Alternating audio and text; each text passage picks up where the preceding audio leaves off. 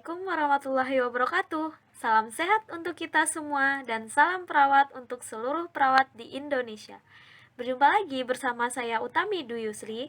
Nah, teman-teman, sesuai dengan janji saya di video yang membahas mengenai pengalaman saya, suka duka saya, pahit manisnya yang saya jalani pada saat profesi nurse, kan saya berjanji bahwa akan membuat video mengenai tugas-tugas atau pembahasan setiap stase yang saya jalani selama profesi nurse, seperti itu teman-teman. Nah, jadi teman-teman, pada pembahasan kali ini itu saya tidak terlalu membuat skrip ya teman-teman. Jadi saya melihat satu persatu file-file di laptop saya, kira-kira tugasnya itu apa saja. Kemudian ntar saya juga akan sharing-sharing pada saat mengerjakan tugas, pada saat dinas itu seperti apa, kayak gitu teman-teman. Teman-teman, sebelum lanjut menonton video ini, alangkah lebih baiknya bagi teman-teman yang belum subscribe channel ini, silahkan di subscribe terlebih dahulu agar channel ini lebih berkembang ke depannya, dan saya pun juga menjadi lebih bersemangat untuk membuat video-video baru. Sekarang saya udah buka laptop dan udah dapat nih folder mengenai profesi yang sudah saya jalani teman-teman. Jadi profesi itu di keperawatan Undip itu terdiri dari 11 stase. Nah, stase yang ke-11 itu adalah stase peminatan. Nah, stase peminatan ini nanti akan saya jelaskan di video saya selanjutnya. Jadi yang kita bahas kali ini hanya 10 stase saja teman-teman. Nah, setiap kelompok itu kan saya sudah pernah katakan di video sebelumnya kalau kita itu dibagi menjadi kelompok-kelompok. Nah, pada angkatan saya itu terdiri dari 6 kelompok. Nah, satu kelompok itu terdiri dari 9 sampai 10 orang. Ada juga yang 8 sih, cuman satu kelompok kayaknya. Terus setiap kelompok itu beda-beda tuh stasenya teman-teman. Misalnya kelompok saya kelompok 6. Nah, stasenya dengan kelompok 5, 4, 3, 2, 1. Nah, itu beda-beda. Jadi kita kayak gantian-gantian gitu. Misalnya kelompok 6 dulu masuk stase ini, terus ntar kelompok selanjutnya masuk stase ini. Nah, seperti itu teman-teman. Jadi yang kita bahas pertama yaitu stase KDP. Nah, stase KDP ini dilewati sama semua kelompok juga melewati stase KDP ini. Jadi kita satu angkatan itu kayak masih sama gitu ya teman-teman stasenya. Tapi cuman ruangannya aja dibeda-bedain seperti itu. Terus dalam satu kelompok dalam menjalani stase KDP ini masih ditempatkan di ruangan yang sama, cuman perbedaan di shift-shiftnya saja seperti itu. Nah, apa sih tugas-tugasnya? Jadi di stase KDP ini tugasnya yang pertama yaitu mencapai target tindakan. Nah, target tindakannya itu tindakan-tindakan seperti bisa saja invasif, non-invasif seperti itu. Nah, misalnya nih tindakan X. Jadi dalam tindakan X ini teman-teman harus melakukan targetnya itu beberapa kali. Nah, setelah teman-teman melakukan, teman-teman meminta tanda tangan dari perawat, baik itu CI, clinical instructor-nya teman-teman, maupun perawat yang ada di ruangan itu. Nah, seperti itu teman-teman. Nah, kemudian kami juga mendapatkan tugas untuk membuat jurnal sharing. Nah, pembuatan jurnal sharing ini mengenai terapi atau tindakan non farmakologi. Nah, waktu itu kalau tidak salah saya tindakannya itu mengenai aromaterapi. Nah, untuk jurnal sharing ini teman-teman, jadi tuh kita ditugaskan untuk mencari jurnal yang sesuai dengan kondisi pasien kita. Boleh sesuai dengan kondisi pasien kita, boleh tidak seperti itu. Nah, kemudian si jurnalnya ini, jurnal-jurnal penelitian yang telah terbukti bahwa terapinya ini efektif, nah kemudian kita sharingkan ke perawat-perawat pada saat operan seperti itu. Misalnya pada saat dinas pagi seperti itu, kita melakukan sharing kepada perawat-perawat. Namun juga bisa saja kita hanya melakukan sharing bersama dengan pembimbing akademik dan pembimbing kliniknya kita atau clinical instructor seperti itu.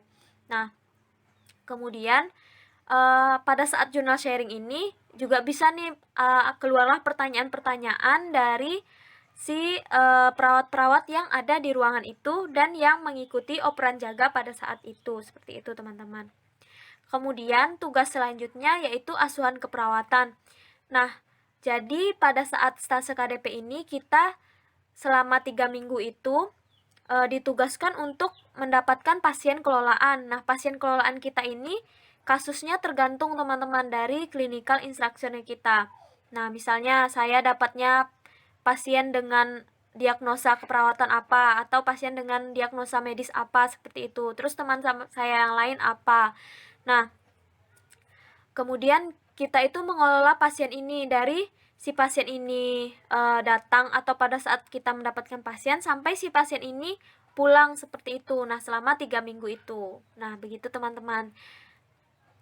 Terus untuk asuhan keperawatan itu apa sih? Nah, teman-teman bisa nih lihat di video saya yang mengenai bincang-bincang saya bersama 3 orang teman saya, teman-teman. Nah, itu bisa dilihat. Judulnya Perawat Bukan Stigma Kuno yang Berkembang di Masyarakat. Nah, di sana dijelaskan mengenai asuhan keperawatan ini. Nah, kemudian gimana sih suka dukanya dalam stase KDP ini? Nah, suka duka yang saya jalani di stase KDP ini, pertama tuh kayak, jadi kan saya baru selesai skripsi, jadi kayak masih ada stresnya, terus kayak belum ada liburan kayak gitu kan teman-teman. Jadi kayak masih pengen main-main kayak gitu loh teman-teman, masih pengen refreshing, tapi tiba-tiba udah harus masuk profesi. Nah, seperti itu. Mungkin teman-teman yang sudah duluan selesai skripsinya mungkin akan lebih mendingan ya teman-teman, tapi ya tergantung sama diri kita sendiri juga. Terus kita satu kelompok itu kayak masih denial gitu teman-teman, masih kayak kenapa gitu secepat ini. Terus pada saat ngerjain yang asuhan keperawatan ini nih teman-teman, nah saat ngerjain si asuhan keperawatan ini, kita tuh masih kayak tanya-tanya, kamu udah belum, kamu udah belum, kayak gitu. Jadi tuh kayak udah, kita tuh santai-santai di awal, abis itu udah kayak mau selesai-selesai, nah kita eh baru bikin kayak gitu. Jadi kayak udah panik sendiri, seperti itu teman-teman. Terus untuk jurnal sharingnya, nah untuk jurnal sharing ini kan dosennya itu dosen pembimbing saya dari manajemen keperawatan. Nah, kita itu disuruh untuk bikin jurnal sharing dan langsung di-sharingkan pada saat operan jaga. Terus si dosen saya ini datang ke rumah sakit itu, ke ruangan itu, dan mengikuti jurnal sharing pada saat itu. Nah, kebetulan saya itu jurnal sharingnya kan tentang aromaterapi. Terus saya menjelaskan nih tentang aromaterapi untuk pasien kanker, seperti itu kan.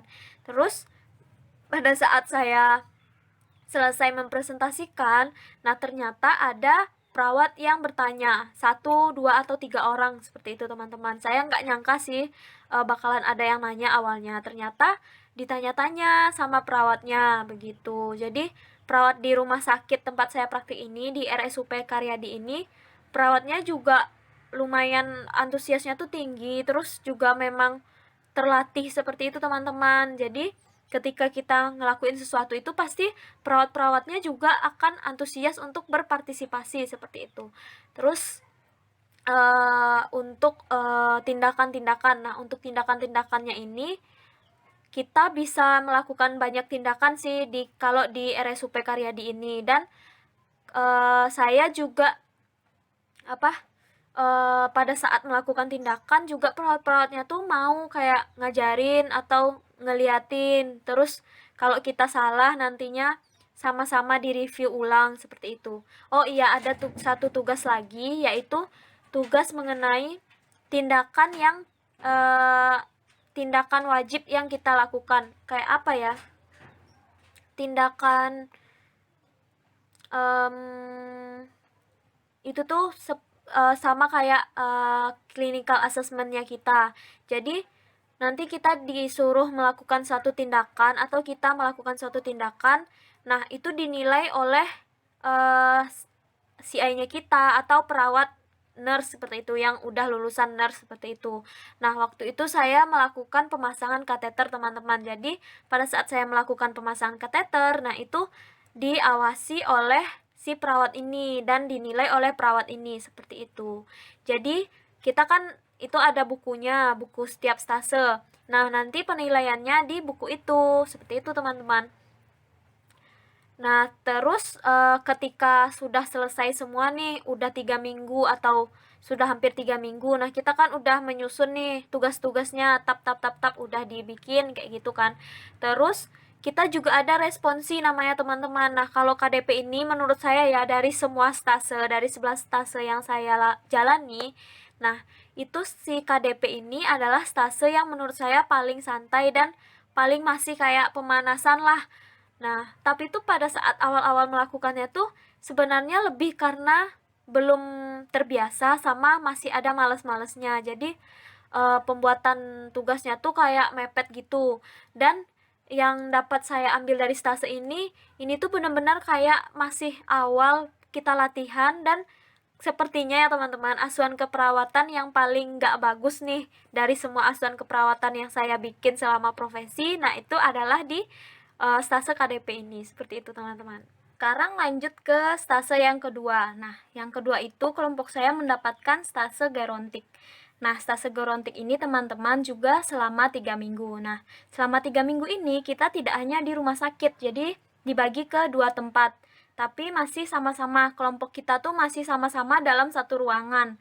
Nah, jadi tuh 3 minggu ini yang pertama yaitu seminggu di ruangan yang ada di RSUP Karyadi. Harusnya sih ya teman-teman, kita itu di ruangan geriatri. Nah, tapi karena di ruangan geriatri ini udah penuh nih sama anak-anak praktikan. Kalau dulu kita disebut praktikan seperti itu. Udah penuh di ruangan geriatri ini anak-anak praktikan. Akhirnya kita dicarikan ruangan yang kira-kira kriterianya hampir-hampir sama lah sama ruangan geriatri ini. Nah, kita itu mendapat ruangan 3A. Nah, ruangan 3A ini lumayan banyak pasien-pasien yang umurnya pralansia seperti itu. Nah, terus 2 minggu setelahnya itu kita berada di panti Ureda Halapan Ibu. Nah, itu tempatnya di Ngalian, teman-teman. Nanti juga ada perbedaan-perbedaan tugasnya seperti itu. Nah, kita lihat ya, teman-teman. Jadi, tugasnya pada saat di rumah sakit nih. Di rumah sakit itu tetap ada tugas udah mulai ada tugas yang agak rumit, yang agak membuat kita agar lebih giat lagi, agar lebih rajin membuat tugas, agar bisa dikumpulkan tepat pada waktunya, seperti itu. Nah, tugasnya itu yang di rumah sakit ada tugas individu, tapi juga ada tugas kelompok. Nah, udah mulai beda nih teman-teman sama yang si stase KDP ini. Jadi, saya udah mulai ada tugas individu sama tugas kelompok, seperti itu. Jadi, kalau tugas individunya masih sama, yaitu membuat asuhan keperawatan mengelola pasien selama 1 minggu kita di ruangan tersebut. Kemudian untuk tugas kelompoknya kita itu melakukan terapi non farmakologi dalam keperawatan untuk semua pasien di ruangan itu. Nah, mungkin kalau pasiennya saya tempat saya praktik itu di ruangan itu kan tidak ada nih pasien lansia. Nah, otomatis program-program untuk lansianya juga beda kan. Kalau misalnya di ruangan geriatri itu bakalan ada kayak terapi pokoknya ada terapi pada pagi hari. Nah, itu akan dibawa tuh pasien-pasien lansianya ke atasnya, ke gedung atasnya seperti itu. Nah, terus bisa dilakukan terapinya di situ. Nah, namun pada pasien saya ini kan pasiennya berbeda di ruangan itu. Nah, kami hanya mengambil satu blok. Jadi kalau di Karyadi itu bangsalnya, misalnya satu bangsal, nah itu terdiri dari blok-blok. Nah, dalam satu blok itu kita mencari kriteria yang sama. Nah, kita waktu itu mendapatkan pasien hipertensi dan kita memberikan terapi relaksasi otot progresif. Nah, jadi kita melakukan relaksasi otot progresif ini kepada pasien yang hipertensi tersebut. Nah, itu dilakukan secara kelompok. Jadi ada yang siapa moderatornya, siapa nanti yang mempraktikannya, nanti siapa yang kalau ada diskusi tanya jawabnya, seperti itu. Terus dalam setiap pada saat kita memberikan terapi itu kita ada fasilitatornya yang mengajarkannya juga, seperti itu. Nah, untuk yang tugas individu ini teman-teman ada lagi nih, yaitu namanya case based discussion. Nah, case based discussion ini kita ditugaskan, kan tadi kita mendapatkan pasien kelolaan untuk membuat asuhan keperawatan kan teman-teman. Nah, dalam kita membuat asuhan keperawatan ini, tentunya saja si pasien kita ada yang harus kita berikan terapi non farmakologi. Nah, dari terapi non farmakologi ini kita mencari jurnalnya, jurnal mengenai terapi untuk pasien kita ini. Nah, pasien saya ini waktu itu bermasalah pada memori jangka pendeknya. Nah, jadi saya memberikan terapi mengenai senam otak. Nah, pada saat case based discussion dilakukan, itu dilakukan bersama dosen. Nah, jadi pada saat si case based discussionnya ini dilakukan, kita itu melakukan satu kesalahan, yaitu tidak membuat PowerPoint-nya seperti itu. Jadi kita ini kelompok yang seringnya stasenya itu kita dulu yang melakukan. Jadi kita dulu nih gerontik, nanti stase berikutnya kita dulu lagi yang melakukan. Jadi belum ada kayak mendapatkan pengalaman dari kelompok sebelumnya. Kalau misalnya kelompok kelompok setelah saya itu kan bisa menanyakan ke kelompok saya kan teman-teman. Nah, kalau kita itu belum, jadi kayak kita masih awam. Terus saya di stase ini menjadi si pen, yaitu yang mengurus ke dosen, nanyain tugas segala macam. Nah, untungnya dosen saya ini juga orangnya sangat-sangat pengertian, jadi pada waktu itu kita hanya mempresentasikan lewat lembaran kertas seperti itu. Nah, kemudian nanti kita presentasikan nih teman-teman, misalnya saya tentang senam otak, nanti saya presentasikan, terus dibuat grafiknya, misalnya kan ada pretest posttest. Nah, setelah melakukan senam otak itu apakah ada peningkatan dari poin posttestnya ini, seperti itu. Jadi kita membuat diagramnya nanti seperti itu teman-teman. Jadi tugasnya tuh seperti itu. Cuman beratnya itu ketika si tugasnya ini tuh cuman seminggu. Nah, kita cuman seminggu tapi udah ada tugas individu, terus tugas asuhan keperawatan, kemudian case based discussion ini. Nah, untuk asuhan keperawatan itu sendiri teman-teman, jadi kita juga membuat laporan pendahuluannya. Nah, misalnya tentang kasus saya ini, nah saya membuat laporan pendahuluannya itu seperti apa. Nah, laporan pendahuluannya itu juga berdasarkan sumber-sumber yang jelas seperti itu. Terus kita juga di stase Gorontik ini pakai disuruh memasukkan ke aplikasi yang ngelihat kalau kita itu kopas atau enggak sih, kita tuh seperti itu, presentasi kita sama dengan yang lain itu seperti apa. Nah, begitu teman-teman. Jadi ya menurut saya di stase Gerontik ini udah lumayan hektik seperti itu teman-teman di minggu pertama. Nah, udah lumayan hektik ya teman-teman. Terus masuklah nih kita ke minggu kedua dan ketiga. Nah, minggu kedua yang ketiga seperti yang sudah saya bilang tadi, kalau kita di Panti Wereda Harapan Ibu Ngalian. Nah, di Panti Wereda ini tugas kita makin banyak nih teman-teman, dari yang kita harus bikin jadi setiap stase itu ada planning of actionnya. Nah, kita bikin itu dulu. Kemudian abis itu kita membuat laporan pendahuluan. Nah, laporan pendahuluannya ini harus dikonsulkan, kalau saya tidak salah harus dikonsultasikan 3 hari setelah kita praktik, hitungannya seperti itu. Jadi kita dapat pasien. Nah, pasiennya ini kasusnya ini dibagi oleh pihak pantinya. Jadi seperti itu teman-teman. Nah, di panti ini kita mendapatkan kasus, kemudian kita bikinlah tuh laporan pendahuluan kita seperti apa, terus rencana tindakan kita seperti apa. Nah, langsung nih kita konsultasikan. Jadi kayak baru dapat kasus, terus kita langsung bikin tugas seperti itu teman-teman. Nah, kemudian selain itu, selain asuhan keperawatan ini, kita masih mempunyai target tindakan. Nah, jadi saya lupa tadi menyebut di awal, jadi di tugas keseluruhannya itu kita mendapatkan tugas target juga, sama kayak stase KDP tadi teman-teman. Jadi tindakan-tindakan yang dilakukan untuk pasien lansia ini seperti itu. Nah, di sini pun juga sama. Kemudian teman-teman ada juga yang namanya tugas clinical assessment di stase di gerontik ini. Nah, kemudian yang asuhan keperawatan tadi teman-teman, pokoknya dikonsulkan setiap hari ketiga di setiap minggu seperti itu. Nah, setelah itu dari pasiennya kita tadi, dari diagnosa keperawatannya apa, terus tindakan yang kita lakukan apa, nah otomatis akan ada terapi non-farmakologi yang akan kita lakukan ke pasiennya kita ini. Nah, dari terapi non-farmakologi ini nanti kita akan melakukan clinical assessment. Nah, clinical assessment ini teman-teman itu akan didatangi oleh dosen. Jadi ketika kita ke pasiennya, ketika kita ke lansianya ini, kita dilihat oleh si dosen ini, dan dosenlah yang akan menilai kita bagaimana kita dalam melakukan terapi non-farmakologi.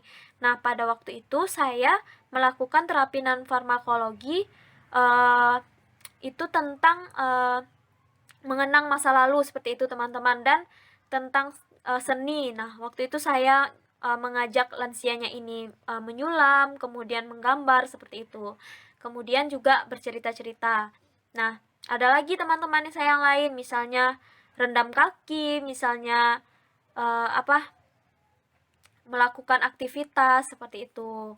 Nah, terus teman-teman, nggak sebatas itu aja. Jadi kita juga mempunyai kalau tugas kelompok, nah saya cari dulu sebentar ya teman-teman. Nah, tugas kelompok itu kita kayak membuat sebuah KTI, kayak mini riset. Nah, sebutannya itu mini riset teman-teman. Jadi kita dalam satu kelompok itu ditugaskan untuk melakukan mini riset, yaitu penelitian yang nggak penelitian banget kayak gitu teman-teman. Jadi waktu itu di panti itu kita mengambil masalah antara kesepian, kayaknya kalau saya tidak salah itu kita mengambil kesepian. Nah, kita melakukan mini riset mengenai bercocok tanam untuk lansia yang mengalami kesepian. Nah, seperti itu kan teman-teman. Nah, kebetulan itu alhamdulillah bejonya kelompok kita barengan sama si dosen pembimbing kita ini melakukan mini riset. Jadi kita menjalankan penelitian dari dosen pembimbing kita. Jadi kita nggak pusing lagi untuk memikirkan apa sih di mini riset yang akan kita lakukan seperti itu. Nah, di mini riset ini teman-teman sudah pastinya juga kita melakukan pretest dan post-test dulu kan terlebih dahulu tuh. Nah, jadi kita melakukan ini selama awal-awal tuh kita kayak screening seperti itu. Kita melakukan screening, terus dapatlah nih kriteria inklusi yang cocok untuk lansia-lansia. Kemudian kita beritahu lansianya bahwa kita akan melakukan terapi non-farmakologi untuk berkebun ini. Nah, kita udah waktu itu mempersiapkan tanaman-tanaman, kemudian polybag, kemudian tanah, seperti itu kan. Terus kita juga membuatkan tempat untuk naruh tanamannya itu. Kemudian nanti dosen juga akan melihat pada saat kita melakukan terapi berkebun ini, teman-teman. Nah, terus kita juga nanti membagi fasilitator seperti itu. Nah, ketika terapi ini udah selesai, nanti kita juga kembali melakukan screening. Nah, itu post-testnya. Nah, nanti kita bikinlah laporan tuh, apakah si terapi ini berpengaruh pada lansia kita tersebut, seperti itu. Nah, kalau dari saya itu stase gerontik ini, sebenarnya stase gerontik ini adalah stase yang asik teman-teman, dan saya akui asuhan keperawatan saya yang menurut saya paling bagus itu adalah pada saat saya membuat asuhan keperawatan gerontik ini. Nah, kemudian juga kita bertemu dengan lansia seperti itu, dan tidak hanya di rumah sakit ya teman-teman, tapi juga di panti seperti itu. Jadi kayak menambah pengalaman baru bahwa kita praktiknya tidak hanya di rumah sakit seperti itu. Terus apalagi ya? Terus enaknya lagi kalau praktik gerontik itu kan kita bertemu dengan lansia. Nah, otomatis kita akan mendapatkan berbagai cerita dari lansia ini, berbagai pengalamannya waktu dia muda, seperti itu. Jadi akan terasa lebih asik. Nah, oke, sekarang masuk ke stase ketiga dan keempat. Jadi stase ketiga dan keempat ini digabung teman-teman, karena ini komunitas dan keluarga. Jadi kita itu dapat di suatu kelurahan. Nah, itu kita dapat di Kelurahan Pudak Payung. Kita mengelola satu RW seperti itu. Nah, satu RW ini terdiri dari 4 RT. Nah, nanti untuk tugas komunitasnya itu kita mengelola itu. Kemudian untuk tugas keperawatan keluarganya itu kita mengelola satu keluarga. Nanti kita diberikan oleh kader. Nah, misalnya saya mendapatkan pasien yang apa atau keluarga dengan pasien apa seperti itu. Nah, kita bahas satu-satu ya teman-teman. Yang pertama tentang komunitas dulu. Nah, yang komunitas ini kita juga punya tugas individu, tapi juga mempunyai tugas kelompok. Nah, lebih banyaknya tugas kelompoknya. Nah, jadi kita kan disuruh melakukan screening dulu. Kira-kira masalah kesehatan yang kita dapat di RW tersebut tuh apa sih? Seperti itu kan. Nah, singkat cerita, kita itu mendapatkan masalah yaitu merokok, remaja yang merokok. Seperti itu. Nah, kita itu akan memberikan intervensi, terus mengajak masyarakat ini untuk musyawarah warga, seperti itu teman-teman. Jadi, kalau di komunitas ini ada MW1, MW2, MW3. Nah, MW1 ini kita melakukan screening, melakukan pendataan, melakukan pengkajian. Itu semuanya kita kaji, seperti itu teman-teman. Mungkin teman-teman yang udah di stase komunitas baik S1 maupun sudah profesi akan tahu ini MW ini. Nah, terus setelah semuanya selesai itu kita akan melakukan konsultasi dengan dosen. Nah, apakah yang kita lakukan ini udah benar ataukah apakah dosen ini akan memberikan masukan-masukan sebaiknya kita melakukan X, Y, Z seperti itu. Kemudian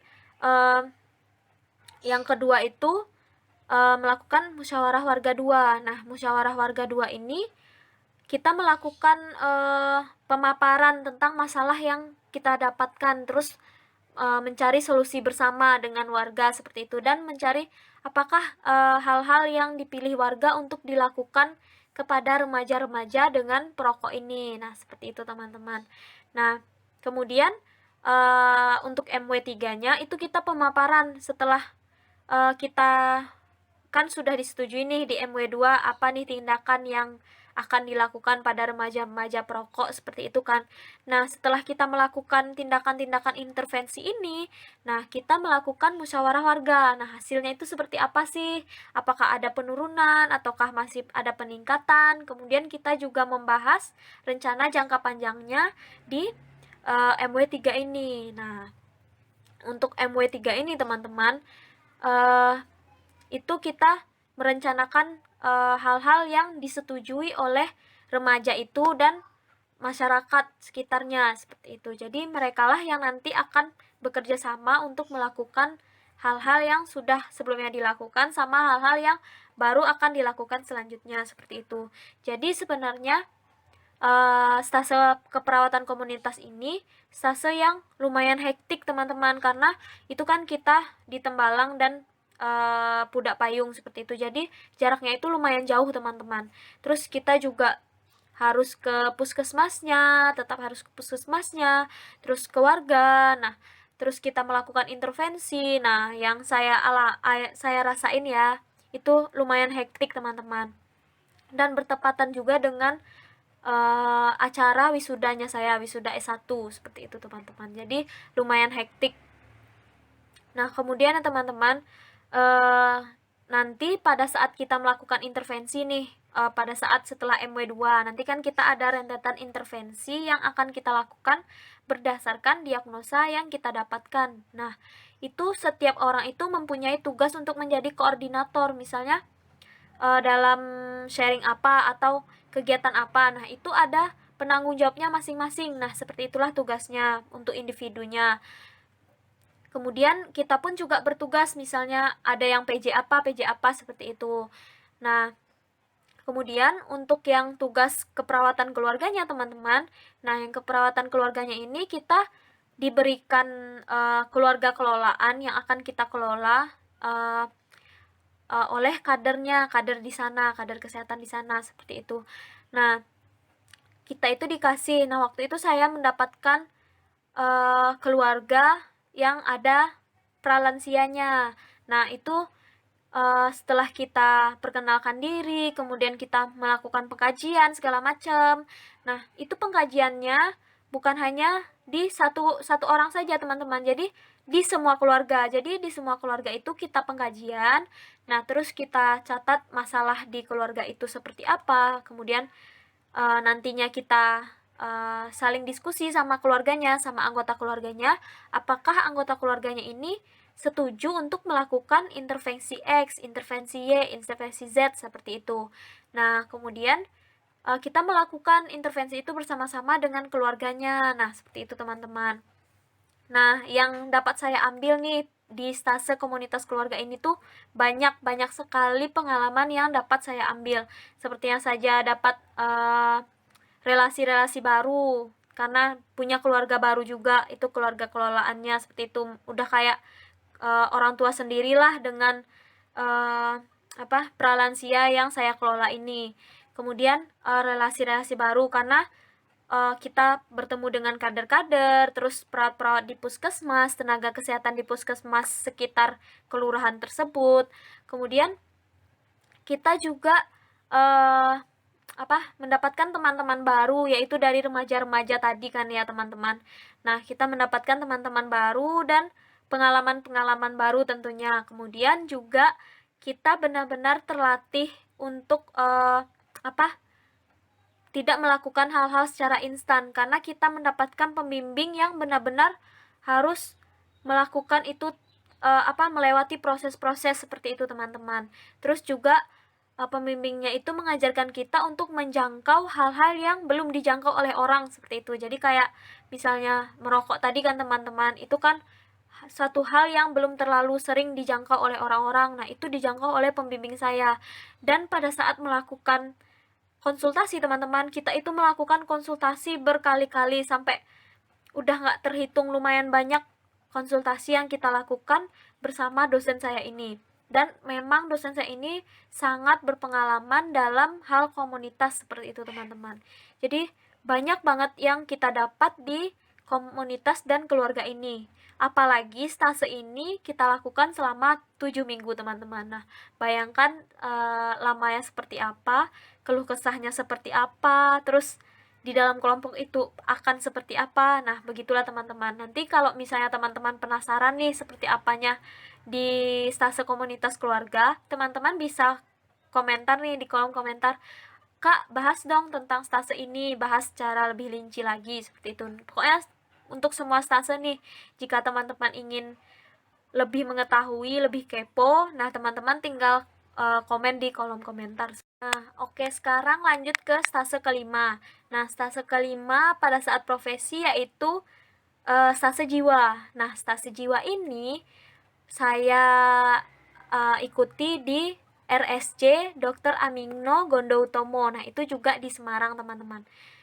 Sepertinya ini bakalan panjang sih ya, pembahasan mengenai pengalaman saya per stase ini.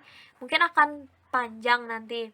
Nah, mungkin begini saya teman-teman, nanti kita akan bagi menjadi 2 part seperti itu. Nah, part satunya ini stase 1 sampai 5, nanti part kedua akan dilanjutkan stase 6 sampai 10 begitu ya teman-teman. Nah, balik lagi ke stase jiwa ini. Nah, stase jiwa ini juga mempunyai tugas individu dan tugas kelompok. Nah, kita ke tugas kelompok dulu ya teman-teman. Jadi tugas kelompok ini kita juga bikin mini riset. Nah, mini riset itu seperti di tugas-tugas sebelumnya. Jadi mini riset ini perawatan komunitas yang sudah saya jelaskan tadi itu juga ada mengenai mini riset. Nah, kemudian di stase jiwa ini juga ada nih teman-teman tentang mini riset. Nah, namun bedanya kalau di stase sebelumnya, stase gerontik dan komunitas, itu kita memberikan tindakan, kita memberikan terapi, apakah ada perubahan. Dan di mini riset di jiwa ini, kita boleh tidak harus melakukan terapi, tapi mungkin tentang gambaran X, Y, seperti itu. Nah, kemudian si mini riset yang kita lakukan di keperawatan jiwa ini, kita mengambil satu pasien dengan kriteria inklusi yang sama seperti itu, yang sesuai dengan apa yang akan kita lakukan. Nah, begitu. Kemudian kita juga mempunyai tugas kelompok TAK, terapi aktivitas kelompok. Jadi, kita melakukan terapi aktivitas kelompok. Nah, terapi aktivitas kelompoknya ini juga sesuai, misalnya pasien dengan halusinasi, kita memberikan TAK apa. Terus pasien dengan isolasi sosial, kita melakukan TAK apa, seperti itu. Nah, setiap TAK yang kita lakukan, nah itu kan terdiri dari, kalau nggak salah itu ada 5 TAK yang kita lakukan, 5 atau 4 gitu. Nah, setiap TAK ini nanti kita akan menjadi penanggung jawab masing-masing, seperti itu. Nah, di TAK ini akan melatih kemampuan kita dalam berkomunikasi dan dalam membuat pasien-pasien dengan gangguan jiwa ini bisa fokus untuk melakukan terapi aktivitas kelompok ini. Nah, ada satu terapi aktivitas kelompok itu yang dinilai oleh clinical instructor-nya kita. Jadi, CI-nya kita ini datang untuk melihat kita melakukan terapi. Jadi, secara tidak langsung itu kita dipersiapkan untuk nantinya pada saat kita bekerja, kita akan melakukan hal seperti itu. Jadi pada saat kita menjadi mahasiswa profesi, itu kita dilatih terlebih dahulu kepada pasiennya, seperti itu. Nah, kemudian si mini riset ini nantinya akan dipresentasikan, teman-teman. Nantinya akan dipresentasikan bersama-sama. Nah, sebenarnya itu dipresentasikan di rumah sakit itu.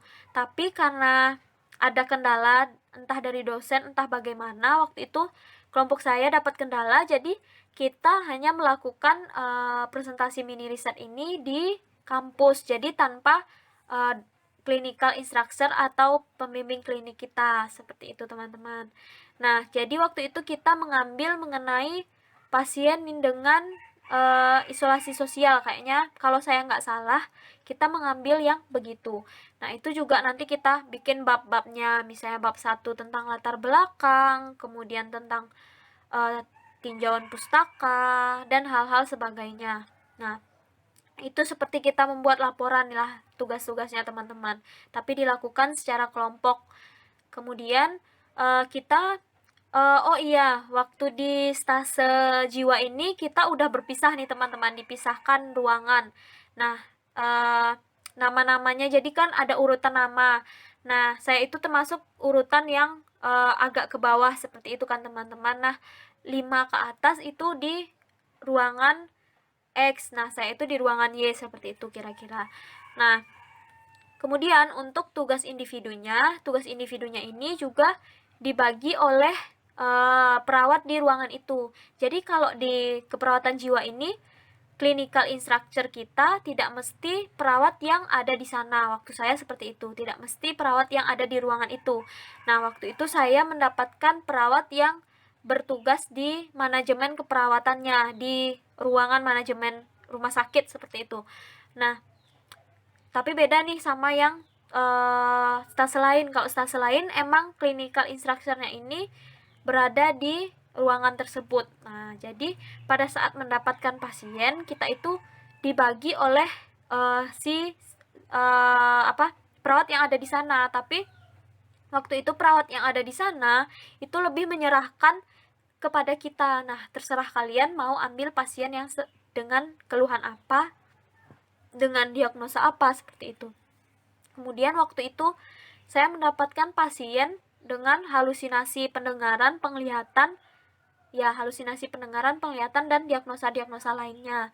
Nah, yang pengalaman yang dapat saya ambil di sini yaitu kayak banyak pengalaman baru. Nah, untuk dalam merawat pasien dengan gangguan jiwa, seperti itu ya teman-teman. Jadi kayak kita lebih bisa menahan diri pada saat, jadi kan kalau misalnya pasien dengan gangguan seperti itu kan kita harus bisa menempatkan diri kita, gimana caranya kita agar pasiennya ini bisa menjawab pertanyaan kita. Karena waktu saya mendapatkan pasien itu, pasiennya yang benar-benar awalnya tuh diam, seperti itu teman-teman. Jadi lama-kelamaan gimana caranya kita bisa mendapatkan hatinya, seperti itu. Gimana dia bisa meluapkan atau mencurahkan hal-hal yang ingin dia ceritakan. Karena kebanyakan dari pasien-pasien seperti itu, mereka itu lebih menutup diri teman-teman, susah untuk mengajak mereka berdiskusi, susah untuk mengajak mereka untuk menceritakan apa yang mereka keluhkan, seperti itu. Nah, tapi lama-kelamaan saya dapat berkomunikasi dengan pasien, kemudian dapat mengetahui apa sih penyebabnya dia merasakan sakit seperti ini, begitu. Kemudian saya juga sangat terharu waktu saya mendapatkan pasien di RSC, pasien kelolaan ini. Saya dapat merawat sampai pasiennya ini pulang, sampai pasiennya ini sembuh. Walau si pasien ini tetap harus minum obat ya teman-teman, selalu harus minum obat seperti itu. Tapi saya cukup senang karena bisa merawat pasien ini hingga sembuh seperti itu. Nah, kemudian kita juga mendapatkan tugas individu yaitu SP. Nah, SP ini kita lakukan ke pasien kita. Nah, kita lakukan ke pasien kita, SP kita ini. Kemudian ya, kemudian SP ini juga dilihat nih sama clinical instructor-nya saya. Nah, waktu itu saya melakukan SP mengenai minum obat kepada pasien dengan halusinasi, teman-teman. Nah, jadi kayak tantangan tersendiri juga. Terkadang pasien ini juga kurang mau jika ada orang lain yang ikut berkomunikasi seperti itu kan, teman-teman. Jadi emang saya benar-benar melatih pasiennya terlebih dahulu seperti itu. Kayak sebelumnya sudah dilakukan, terus diingatkan lagi. Nah, kan kalau minum obat ini pasiennya harus paham obat ini fungsinya apa, terus namanya apa, warnanya seperti apa, terus nanti efeknya buat pasien ini apa, terus dia kapan harus minum, berapa kali harus minum, seperti itu kan teman-teman. Jadi di RSJ ini menjadi tantangan tersendiri juga, karena pasiennya itu nggak mau langsung bercerita, sedangkan pasien yang tidak mengalami gangguan jiwa saja itu susah untuk membuat pasien bercerita, apalagi pasien dengan gangguan seperti itu. Oke teman-teman, jadi ini di part 1 ini saya membahas mengenai 5 stase tersebut dulu. Nah, ini saya sedikit menambahkan ya teman-teman. Jadi setelah menjalani setiap stase, kita itu mengumpulkan tugas di hari ketiga stase berikutnya. Seperti itu teman-teman. Misalnya ini udah masuk stase gerontik. Jadi kita hari ketiganya itu mengumpulkan si tugas keperawatan yang KDP tadi. Nah, kita mengumpulkan itu. Kemudian kita juga melakukan responsi seperti itu. Nah, responsi ini bisa kita lakukan pada minggu pada saat kita melakukan stase KDP tadi, bisa juga di minggu pada saat kita melakukan stase berikutnya. Jadi tuh tergantung kita teman-teman bisa bisa mengejar kita responsi atau tidak, kemudian juga tergantung dosennya bisa atau tidak. Jika kita belum melakukan responsi di stase sebelumnya, nah kita akan susah melakukan responsi di stase setelahnya ketika jadwal kita itu lumayan padat seperti itu. Dan kita juga nggak cuman jadwal kita, karena kita harus menyesuaikan dari jadwal dosen juga. Nah, seperti itu teman-teman.